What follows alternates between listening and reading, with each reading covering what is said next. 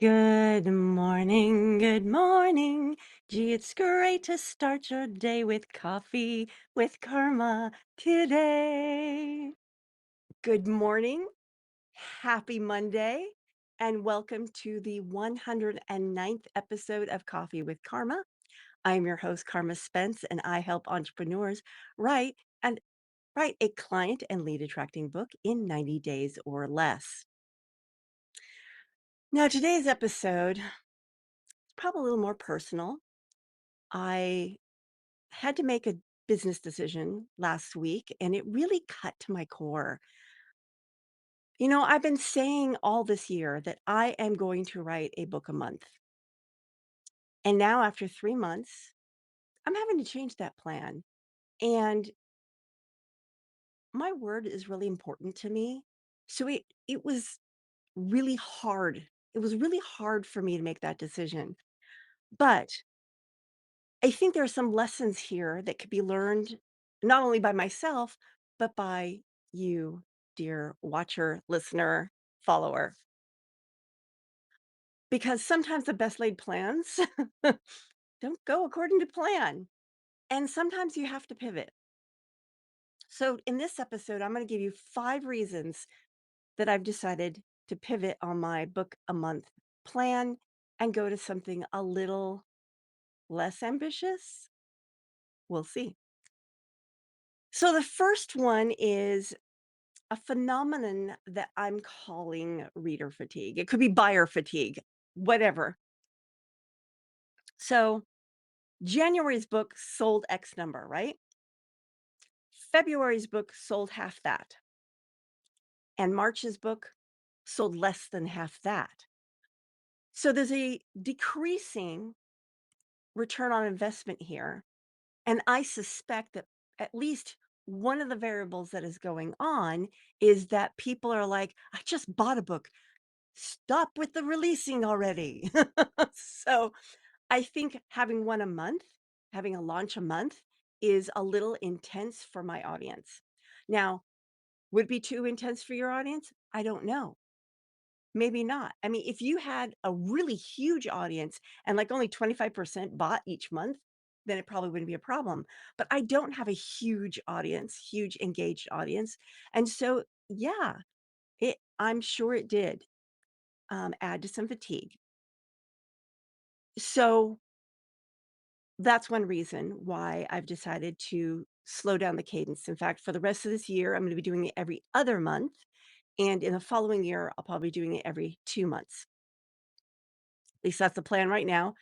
I may need to pivot at a later date as I see the data roll in. Now, reason number two I made this decision is that my eyes were bigger than my resources. It's like, I thought, yeah, I can do this when I have a full-time job and family and friends and a mother who's in the hospital and just my plate's rather full. And even though I did get help with these books, I still didn't have the bandwidth to be doing this sustainably for a year. I barely made it through March. I know March isn't 100% over yet, but oh gosh. Oh, anyway, so that's reason number 2. Reason number 3 is the increased stress of trying to meet deadlines and then not meeting them because January made it on the day I planned and it released on a Tuesday. February released a week and a half late on a Friday, and March ended up because I got the manuscript done late, it released early. So it didn't release on a Tuesday, it released on the Sunday before because of the way KDP works. If you want to do a pre-release, it has to be at least 5 days. So when I went to upload on Sunday, it said earliest day you could release it was Friday. I didn't want to do that again. So I went, well, it says 72 hours, let's hope. And then it released it the same day. And I had no control over that timing. And having these deadlines and not meeting them month after month, the increased stress was hitting my confidence. And these are self-imposed deadlines. It's not worth the mental stress to try and meet them, especially when there's a diminishing return on investment. I mean, it's now if I was selling the same amount or more every month, then maybe the stress would be worth it, but it's not. It's not. That's not what the data is showing. Reason number 4, I was finding marketing each of these launches to be too intense. Not only for me, because I bet the daily grind of market, market, market, market, market, market, market, market, market drives me bananas, bananas, bananas. And I was noticing that my engagement on my social media was dropping, probably because I was like, "Buy, buy, buy, buy." Ugh, it's not me. They know it's not me. You know it's not me. So I need to give some breathing room between launches so that the marketing can be more effective. And reason number 5, although the books are released are quality and they are good books, they aren't exactly, at least the first 2 are not exactly what I wanted them to be because I was trying to meet a deadline that I was unrealistic. It was just unrealistic. So I'm actually gonna go back after I'm done with these first 5, I'm gonna go back and rework the first 2. Don't worry if you've already bought it on Kindle because if you've got it on Kindle, you'll get the new release automatically. KDP will do that. So, look forward to that. I just and giving myself that extra month for each book gives me more time to really focus on the quality of the book. I'm not rushing to get it out. Again, it's not like I put out crap. I don't. I don't. But it isn't to what I want it to be. I don't feel confident that I was giving each book its due. So, the next book, which is Get Your Book in the Door, was scheduled for an April release. It will not be released until May. The next book will be July, and that will be the, book about building a business around your books. And then the author switch, which is my big book, will be coming out in September, and that gives me more time to really finish up the research I wanted to do. Yes, it meant that I had to push back the PR that I had bought for it, like, twice already. I don't think they'll let me do it a 3rd time, but,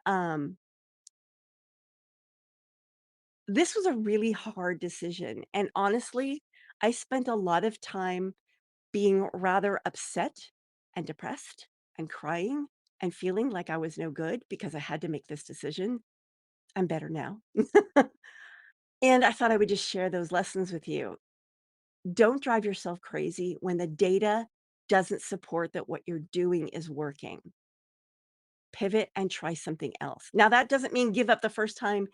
I mean, obviously, don't give up the first time. So, February, I didn't give up, even though I sold half as many books.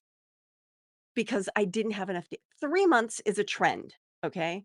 2 points is not a trend, 3 is a trend. There was a trend, and I am trying to nip that trend in the bud. Now, that said, there are probably a lot more variables, like, for example, the first book released on a Tuesday, second one on a Friday, third one on a Sunday. Day of week could very well have affected book sales. I think reader fatigue/buyer fatigue could have affected book sales. I'm trying to remove some of those variables so that I can see.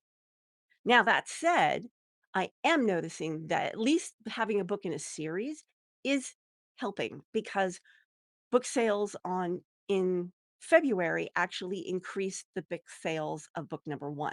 Book number 2 increased book number 1. Now, if book number 3 had been selling well, that I may have seen that again, but again, an interesting thing here is, and there's another note. This is not in wasn't in my notes. Now, I have this framework that I talk about in my first book. It all starts with an idea of how you validate your idea. Interesting point here. Sometimes you have to go against your research because my first book, It All Starts with an Idea, actually went against that research. When I looked for are people looking for how to come up with an idea and are there other books about the answers were no. And therefore, following that research logic, I should have not published that book. However, I have this arc, it's a milestone in this journey, and ignoring a milestone in the journey didn't make sense, so I published the book anyway, and it's actually doing really well.